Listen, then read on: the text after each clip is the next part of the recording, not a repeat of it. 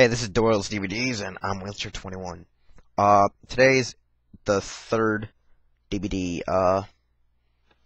Dragon Ball Z movie. It's the Tree of Might. The Tree of Might is probably the best out of the first three when it comes to, fights. It has a better story. It's a little bit easier to follow. It's that everyone goes camping.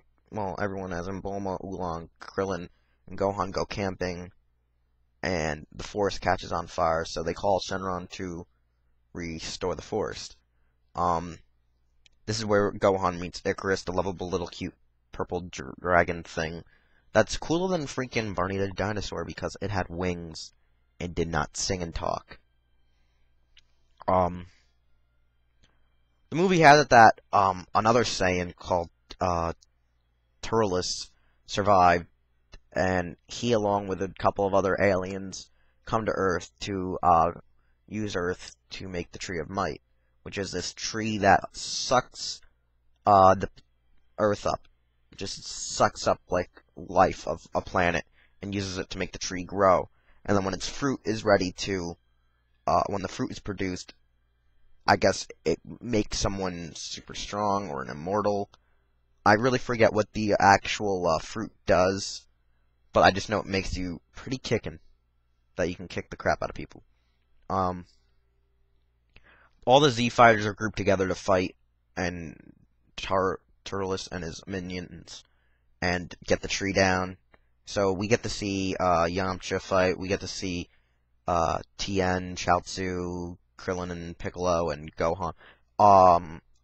And they all fight, they all battle each other, and they just, pretty much all get slaughtered, practically, but, like, the henchmen, I think, are beaten off by some of the Z fighters, and then Gohan goes into Great Ape, and gets calmed down, and turns back to normal. Turles, I think, goes Great Ape, and then is defeated by Goku, who, uses whatever's life force of the Earth back, and uses the Spirit Bomb to defeat Turles and get the tree off the planet. And I mean, a lot of the scenes used for the first three movies and the first whole season 1 was used for the Rock the Dragon opening clips. Practically all of that was used for Rock the Dragon. So that's why I really like this movie, is that a lot of the scenes in this movie were from Rock the Dragon, and World's Strongest were in Rock the Dragon, the opening theme. So I mean, I do enjoy it. I don't really remember the plot as well, because even though it's one of the best movies, I just really only can remember World's Strongest, since I just watched that recently. Yet again, Goku gets battle damaged, and he uses Spirit Bomb, so a lot of the movies, Goku will get battle damaged, and Goku will use, most likely, the Spirit Bomb. After this movie, the Spirit Bomb goes on to Lord Slug, then goes on a short hiatus, then returns for Super Android. Sorry, I was watching commercial, but the Spirit Bomb goes on hiatus and then returns for Super Android 13.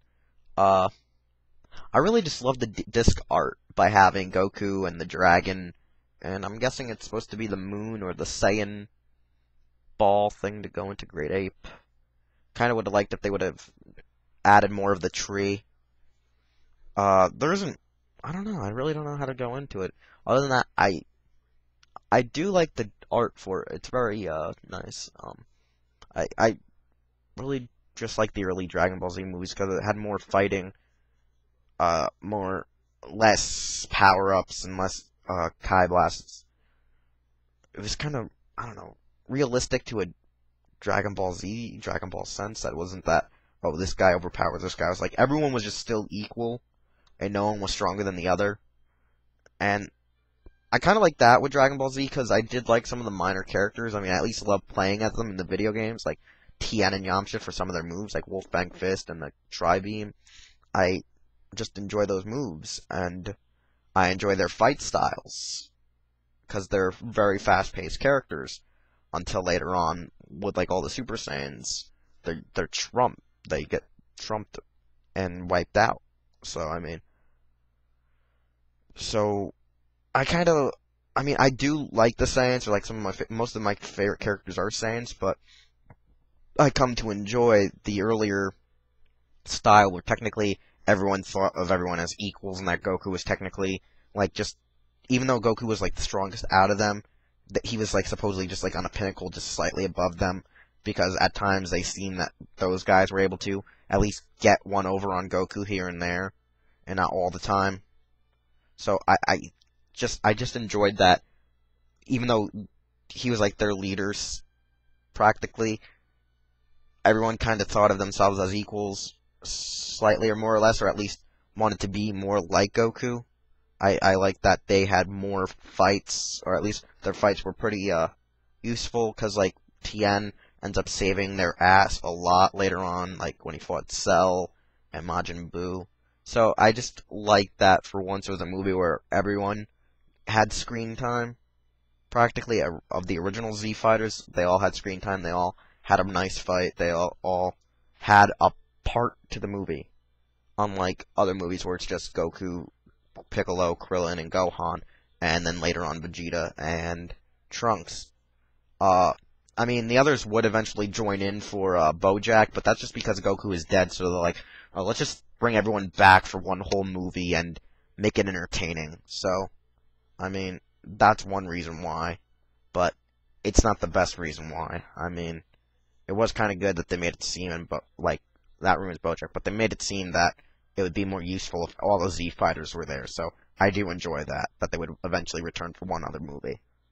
Uh, I I really don't have much more to say, but it's just a grand thing that the original three Dragon Ball Z movies were very well, if it was a live action movie, you would say at least was quite low budget slightly when it came to using energy blasts, and that they were just solely based on beating the shit out of each other, and then using their blasts to finally try to finish them off. So that's the best thing about early Dragon Ball Z, was that it was more fighting, less blasts, and then it became blast fight, blast fight, blast blast, fight fight, crap. So that's all I can say for now. Gonna try to get a few more reviews filmed so I can keep this thing going for at least a week, so without a little intermission coming in between. So I'll see y'all later. So bye YouTube.